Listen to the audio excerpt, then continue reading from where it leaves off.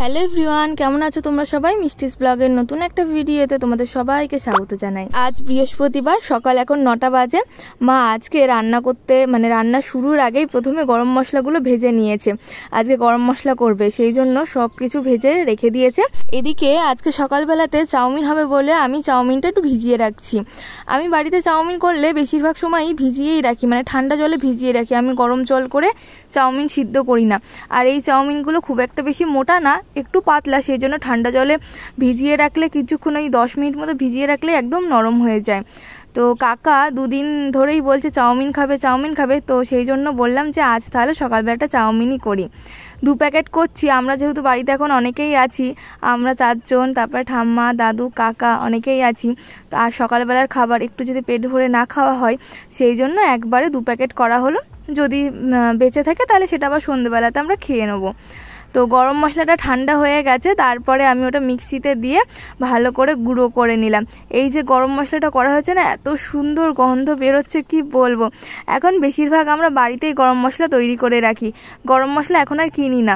আমার মা এইভাবে সমস্ত গরম মশলা, গোটা গরম মশলাগুলো আগে ভালো করে শুকনো কড়াইতে রোস্ট করে নেয়, ড্রাই রোস্ট। তারপরে সেগুলোকে ঠান্ডা করে মিক্সিতে দিয়ে আমরা পেস্ট করে নিই। তো দেখো প্রায় আধা কোটো হয়েছে, এটা অনেক দিন চলে যাবে আমাদের।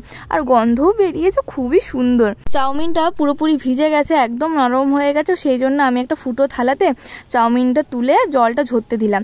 আর এদিকে দেখো ঠাম্মা এখন আলু, গাজর আর ক্যাপসিকাম এগুলো সব ভাজছে। আজকে আমাদের সমস্ত রান্না ডবল ডবল করে করতে হয়, এই এক ঝামেলা জানো তো। নিরামিষ আমিষ এত মাথা খারাপ হয়ে যাচ্ছে। তো ঠাম্মা এখন নিরামিষ করেই চাউমিনটা করছে যাতে ঠাম্মা খেতে পারে। তো নিরামিষ গ্যাসে আমাদের চাউমিনটা করা হচ্ছে। আর এদিকে আমি এখন পেঁয়াজ কাটছি। তো ঠাম্মার ওই চাউমিনটা হয়ে গেলে আমি তারপরে পেঁয়াজ আর ডিম দিয়ে ওটা আবার মিশিয়ে নেবো। তো সেই জন্য ঠাম্মাকে বললাম তুমি তাহলে চাউমিনটা করতে থাকো, আমি ততক্ষণে আমাদের যে আমিষ গ্যাসটা রয়েছে এটাতে আমি ততক্ষণে পেঁয়াজ আর ডিম এগুলো ভালো করে ভেজে নিই। তো আমার পেঁয়াজ কাটা হয়ে গেছে, তো এবারে আমি ওটা বসাবো। আর এদিকে আমার মা এখন কচু কাটছে, ঠাম্মা এদিকে ভাজাভুজি করছে, দাদু ওখানে বসে রয়েছে। বাড়ির থেকে ফোন করেছে ঠাম্মাকে যে কবে বাড়ি আসবা, সেই জন্য আমি বললাম তুমি আর কটা দিন থাকো, সবে তো এলে, এই রবিবার দিন এলো, আজকে সবে বৃহস্পতিবার, কটা দিন হয়েছে বলো তো। তো আজকে বাইরেটা দেখছি একটু গুমোট গুমোট টাইপের, মেঘলা মেঘলা, আবার একটু হাওয়াও দিচ্ছে। এই মেঘলা মেঘলা ওয়েদার থাকলে না ভীষণ গরমও লাগে জানো তো। তো বাইরে খুব একটা বেশি আজকে রোদের তাপ নেই, তবে গরম লাগছে প্রচণ্ড। আমাকে দেখো একবার ঘেমে নিয়ে একেবারে আমি আমার অবস্থা খারাপ হয়ে গেছে। আমার চাউমিনটা ওদিকে প্রায় হয়ে গেছে, সেই জন্য আমি ভাবলাম যে তাহলে আমি পেঁয়াজটা ডিমটা তাড়াতাড়ি করে ভেজে নিই।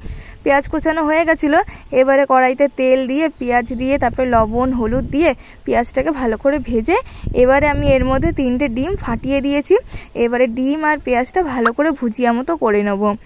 তো দেখো প্রায় আমার ভুজিয়া করা হয়ে গেছে। এবারে ঠাম্মার কাছ থেকে আমি চাউমিনটা নিয়ে আসবো। ঠাম্মাকে বললাম তুমি তোমার মতন যেটুকু লাগবে তুলে নাও, নিয়ে কড়াইটা ধরে আমাকে দিয়ে দাও। তবে ভাবছিলাম যে ঠাম্মার জন্য যদি আরেকটু তুলে রাখতাম ভালো হতো, এখানে অনেকটা হয়ে গেছে, আমাদের হয়েও মনে হচ্ছে থেকে যাবে। তো ওই চাউমিনটা নিয়ে এসে ওপর থেকে আমি ডিমের ভুজিয়াটা ছড়িয়ে দিলাম, দিয়ে ভালো করে মিশিয়ে নিলাম।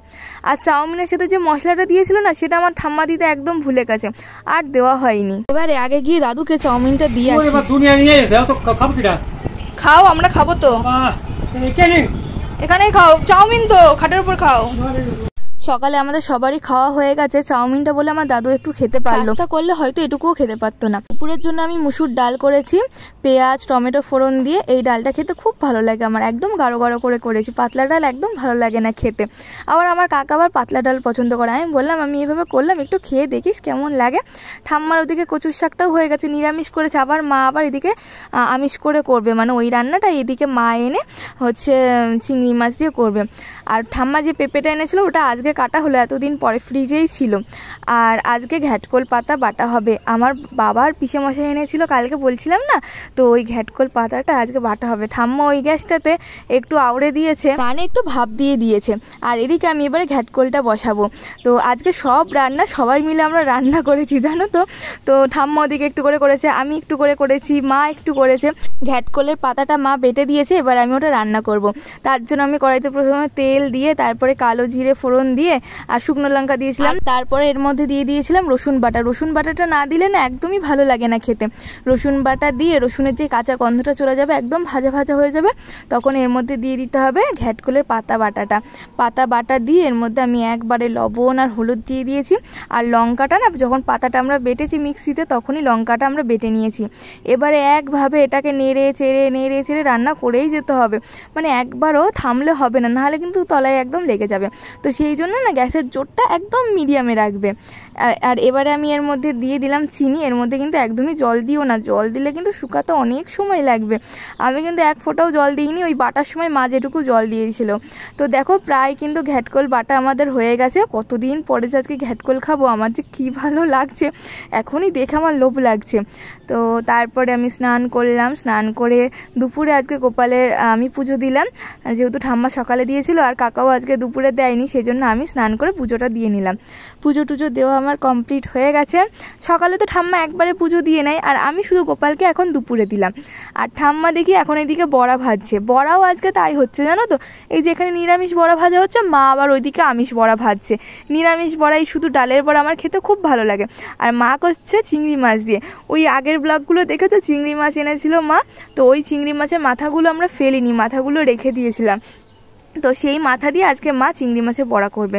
এদিকে ঠাম্মাকে বললাম যে একটা বড়া দাও দেখি কেমন হয়েছে। তো দেখছি খুব ভালো লাগছে খেতে। আমার তো নিরামিষ এরকম ডালের বড়া খুবই ভালো লাগে।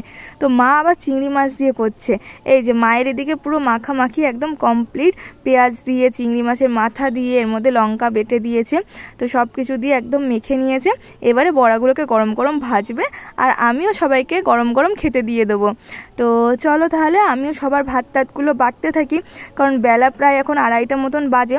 তার আগে আমি বলেছি যে ঠাম্মা তুমি আগে খেয়ে নাও, আমার ঠাম্মার থালাটা আগে রেডি করে দিই। ঠাম্মার আজকে খাবারে আছে ভাত, তারপরে আছে কচুর শাক, তারপরে আছে নিরামিষ এঁচোড়, ডাল, এই ডালটা কালকের ডাল, আর ছিল বড়া ভাজা। এটা হচ্ছে আমার দাদুর থালা। ভাত আছে, তার সাথে আছে ঘ্যাটকল পাতা বাটা, আছে কচুর শাক, সেটা চিংড়ি মাছ দিয়ে করা, আর নিরামিষ হচ্ছে এঁচোড় আছে, চিংড়ি মাছের বড়া আছে, আর মুসুরির ডাল আছে। এঁচোড়টাও আমার দাদু বলেছিল চিংড়ি মাছ দিয়ে করতে, তবে চিংড়ি মাছ আর দেওয়া হয়নি, আর সময় হয়ে ওঠেনি। এদিকে আমিও খেতে বসে গেছি ঘ্যাটকল পাতা দিয়ে। কতদিন পরে যে খাচ্ছি, একটু লেবুর রসও নিয়ে নিলাম। কতদিন পরে যে খাচ্ছি, এত শান্তি করে আজকে তৃপ্তি করে খেলাম, কি বলবো, দারুণ হয়েছে। এই পাতা বাটা থাকলে আর কিচ্ছু লাগে না। আর আজকে রান্নাগুলো সবার হাতের রান্না, তো জানো তো খেতেও খুব ভালো হয়েছে, প্রত্যেকটা রান্না ভালো হয়েছে খেতে। তাহলে চলো খেতে খেতেই আজকে ব্লগটা শেষ করি। আমার চ্যানেলের ভিডিওটা যদি তোমাদের ভালো লেগে থাকে তাহলে অবশ্যই লাইক, কমেন্ট আর শেয়ার করে দিও। আর যারা নতুন আছো তারা আমার চ্যানেলটা সাবস্ক্রাইব করে দিও। আবার দেখা হবে খুব তাড়াতাড়ি অন্য একটা ভিডিওতে।